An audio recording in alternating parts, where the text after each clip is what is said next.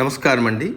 భగవద్గీతలో నేడు 15వ అధ్యాయము పురుషోత్తమ ప్రాప్తి యోగమునందు 11వ శ్లోకము తాత్పర్యము వినిపిస్తున్నది మీ విజయభాస్కర్. యతంతో యోగినశ్చైనం పశ్యంత్యాత్మన్యవస్థితం యతంతోప్యకృతాత్మానో నైనం పశ్యంత్యచేతసః.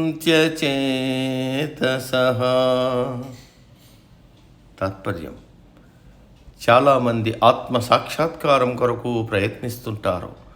వేదములు శాస్త్రములు చదివి జ్ఞానము సంపాదిస్తారు, యోగులవుతారు. కానీ కొంతమందికి మాత్రమే ఆత్మ సాక్షాత్కారం కలుగుతుంది, చాలామందికి కలగదు.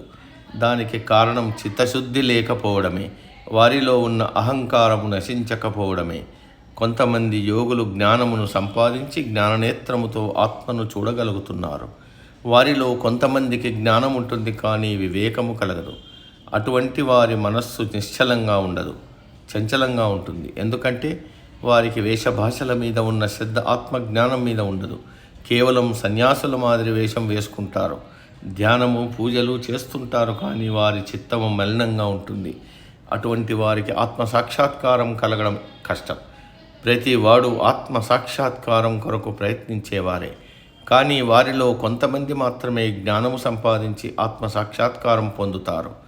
వారిలో కూడా కొంతమందికి మాత్రమే చిత్తము నిశ్చలంగా ఉంటుంది. వారు మాత్రమే ఆత్మ సాక్షాత్కారం పొందగలరు. మలినమైన చిత్తము కలవారు, సంస్కారం లేనివారు ఇందుకు అనర్హులు.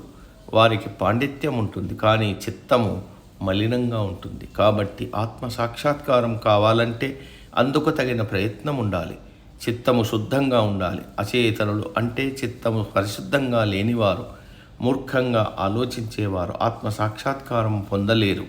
ఎందుకంటే వీరు ఎన్ని ప్రయత్నాలు చేసినా వీరి ప్రయత్నములు వక్ర మార్గంలో నడుస్తాయి, చిత్తశుద్ధి ఉండదు. ఆ కారణంగా వారికి ఆత్మ సాక్షాత్కారం కలగదు. అటువంటి వీరికి గురువు గారి మార్గదర్శకత్వం అవసరం.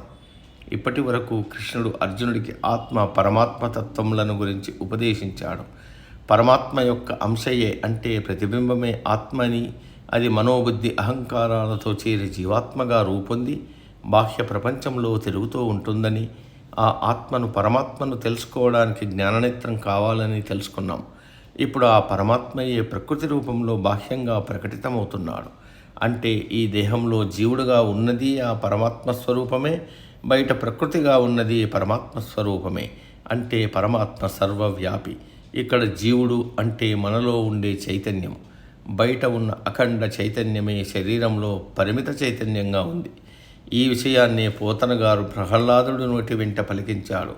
ఇందు కలడందు లేడు అని సందేహము వలదు చక్రి సర్వోపగతుండు. అంటే ఆ పరమాత్మ ఇక్కడ ఉన్నాడు, అక్కడ లేడు అనే సందేహమే అక్కర్లేదు. పరమాత్మ నీలో ఉన్నాడు, నాలో ఉన్నాడు, అంతటా వ్యాపించి ఉన్నాడు. ఆయన లేని చోటు లేదు. అందుకే కళ్ళు మూసుకొని నీలో ఉన్న పరమాత్మ యొక్క ప్రతిబింబ స్వరూపమైన ఆత్మను చూడు.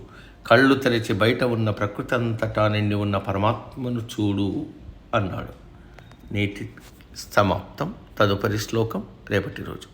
సర్వే జన సుఖినో భవంతు. అందరూ బాగుండాలి, అందులో మనం ఉండాలి.